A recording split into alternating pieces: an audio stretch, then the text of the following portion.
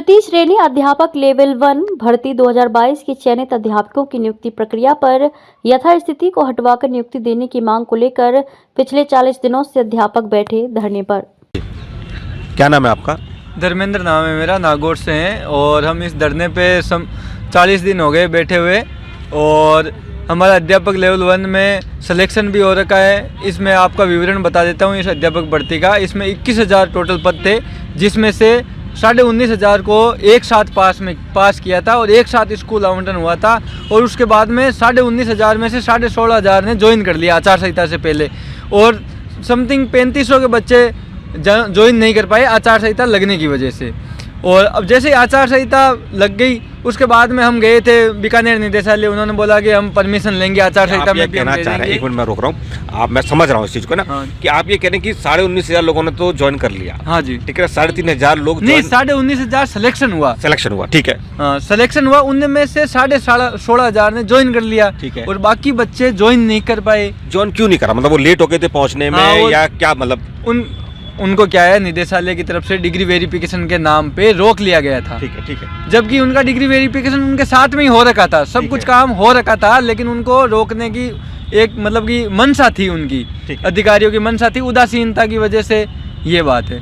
और जैसे ही आचार संहिता में उन्होंने बोला कि हम आचार संहिता में परमिशन लेंगे, क्योंकि प्रक्रिया दिन बढ़ती है तो आचार संहिता में परमिशन भी मिल जाती है, लेकिन आज तक अधिकारियों ने एक लेटर तक नहीं लिखा उनमें शासन सचिव को कि हम परमिशन लेने के लिए। फिर जैसे ही आचार संहिता हटने वाली थी, हमें एक उम्मीद थी कि हम वापस स्कूलों में जाएंगे, कार्य ग्रहण करेंगे, लेकिन आचार संहिता हटने के 5 दिन पहले कोई याचिका संख्या, निधि चौधरी की याचिका संख्या लगा रखी थी, उसमें कोर्ट ने स्टे दे दिया उस भर्ती पे, पूरी भर्ती प्रक्रिया पे स्टे देने की वजह से हमारी नियुक्तियाँ रुक गई।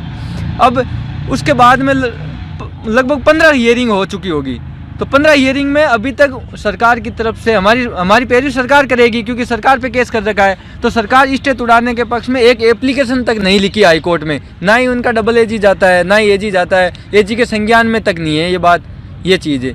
आप ये कहना चाह रहे हैं कि आपको कांग्रेस सरकार में नियुक्ति मिली, ठीक है? कांग्रेस सरकार में हमें नौकरी मिली, आचार संहिता लगी विधानसभा चुनाव की वजह से, और कहीं ना कहीं जो है बीजेपी की सरकार आई। हाँ। तो उसने आपको नियुक्ति नहीं दी, आप लोग लगभग 3,500 लोग नियुक्ति हमारी मतलब कि रोक दी गई है। सरकार की तरफ से कोई आदेश है ऐसा कि उन्होंने रोक दी है? सरकार की तरफ से ये आदेश है कि आपकी हाईकोर्ट के अधीन भर्ती है और हाईकोर्ट ने स्टे लगा रखा है, इसलिए आपकी यथास्थिति रखी जाती है। भर्ती पे यथास्थिति रखी जाएगी तो हम जैसे हैं वैसे ही रहेंगे, स्कूलों में तो सिग्नेचर कर नहीं सकते इसलिए। और जो हमारे साथ में लगे हुए हैं वो आज के 5 महीने से नौकरी उठा रहे हैं वो साथी। कितने लोग हैं लगभग जो ना ऐसे राजस्थान के अंदर? 3500 बच्चे हैं जिन्होंने, हाँ, और 1500 बच्चे ऐसे हैं जिन्होंने बोर्ड ने रिजल्ट अभी तक जारी नहीं किया है इस यथास्थिति की वजह से, हाईकोर्ट की यथास्थिति की वजह से। अब एक उम्मीद है कि सरकार अगर एजी से पैरवी करवाए तो ये स्टे भी टूट जाएगा, और स्टे टूट जाएगा तो हम नियुक्ति भी ले लेंगे। लेकिन ये चाहते हैं कि आचार संहिता आ गई, आचार संहिता में फिर वापस वो का वही रहेगा प्रोसेस, इसलिए इनको लटकने दो, घसीटने दो, ये चीज़ है। मंशा नहीं है सरकार की कहीं ना कहीं। आगे क्या, कितने 40 दिनों से आप लोग बैठे हैं, आगे क्या रणनीति है? आगे की रणनीति यही है कि जैसे अब लोकसभा चुनाव है तो लोकसभा चुनाव में इनका हम देखेंगे, वही है, और तो कुछ कर नहीं सकते हम, और तो क्या करेंगे। लोकसभा चुनाव में हम देखते हैं इनका क्या कर सकते हैं, क्या नहीं करेंगे। आंदोलन के लिए यहाँ बैठे हुए? हाँ, यहीं बैठे हैं, और हमारा भी अभी तक निवेदन ही है हाल फिलहाल तो सरकार से कि आप एजी से पैरवी, अगर एजी 1 मिनट में अगर संज्ञान में ले लेना तो हमारा काम हो जाएगा। किससे मिले? किस सरकारी किस प्रतिनिधि से या किसी मंत्री से, सरकार में किससे मिले आप? सरकारी प्रतिनिधि निदेशक महोदय से हम बीकानेर मिले थे, उस समय कानाराम जी थे, तो उनसे मिले थे। वो बोलते थे आपका काम जयपुर से होगा, जयपुर वाले बोलते थे आपका काम बीकानेर से होगा। 1 महीने तो हमें इधर उधर घुमाया गया था, 500 बच्चे उस समय हम इधर उधर घूम रहे थे 1 महीने से। उसके बाद में हमने निर्णय लिया कि हम यहाँ धरने पे बैठेंगे।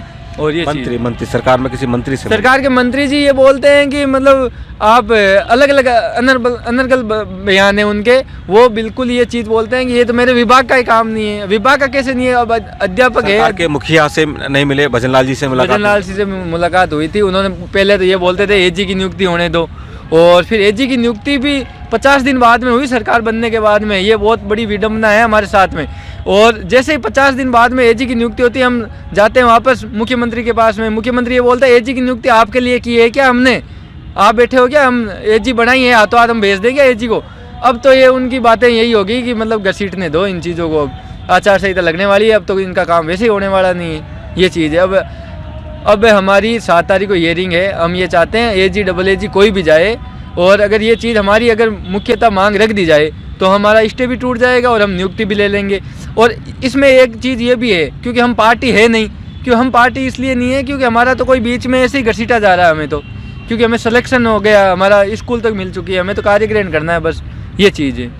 और सरकार की गलती इतनी है कि सबसे पहले तो एजी की नियुक्ति 50 दिन बाद में इतनी लेट होना, और उसके बाद में एजी से अभी हमारी पैरवी नहीं कराना, ये सबसे बड़ी 2 ही गलतियाँ हैं सरकार की। जी, मेरा नाम भावना है, अनूपगढ़ से। अनूपगढ़ से आए आप, कितने दिन से यहाँ पे हैं? सर लगभग 40 दिन हो गए हमें, और हमारी जो मांग है वो सरकार बिल्कुल भी नहीं सुन रही है।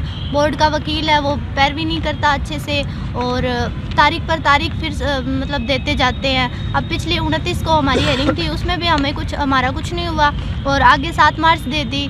अब हम चाहते हैं कि ये 7 मार्च है, इसके बाद आचार संहिता लग जाएगी। हम नहीं चाहते कि हम वापस से आचार संहिता में फंसे, क्योंकि हमारी जो ज्वाइनिंग है वो आचार संहिता की वजह से रुकी थी, और फिर से आचार संहिता लगने वाली है। तो हम सरकार से मांग कर रहे हैं कि हमारी एजी और डबल एजी से अच्छे से मजबूत पैरवी करवाकर, हम जो चयनित शिक्षक हैं हमारी अच्छे से पैरवी करवाकर, और इस यथास्थिति के मैटर से हमें बाहर किया जाए, ताकि हम चयनित शिक्षक अपने स्कूलों में पहुंच जाएं। सरकार से मांग बड़ी स्पष्ट मांग है।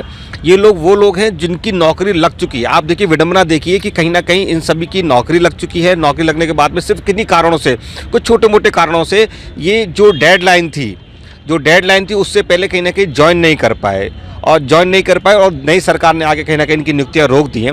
आप देखिए कि दोनों ही हाथों में मिलाई है। कांग्रेस सरकार ने कहीं ना कहीं ये कहकर खूब मिलाई और वाई लूटी कि उन्होंने 19,000 लोगों को नौकरी दे दी, जबकि उनमें से 3,500 लोग ऐसे हैं जिनकी नियुक्ति हो चुकी है, लेकिन उनको कहीं ना कहीं ज्वाइनिंग नहीं मिल पा रही है। और वहीं बीजेपी सरकार, क्योंकि ये कांग्रेस का आदेश था या कांग्रेस सरकार की नियुक्तियाँ हैं, तो इनको कांग्रेस सरकार के कार्यकाल का काम करके पल्ला झाड़ रही है। इन युवाओं के साथ अन्याय हो रहा है, इसको लेकर ये लोग आंदोलन पर बैठे हुए हैं, और इनकी मांग ये है, सिर्फ इतनी सी मांग है कि किसी ने कोई कोर्ट स्टे समस्या को लेकर जो लगाया हुआ है उसमें सरकार इनका पक्ष रख रही है। ये चाहते हैं कि सरकार का जो प्रतिनिधि है, जो डबल एजी है या एजी है, वो जाकर कोर्ट में इन लोगों की बात कह सके। इनकी जो हेयरिंग थी अभी पिछली बार, उस पर भी डबल एजी साहब जो ना नहीं जा पाए। अब 7 मार्च को इनकी हेयरिंग है। उनका मानना ये है कि सरकार वहाँ पर जाके इनका पक्ष तो रखे। धन्यवाद।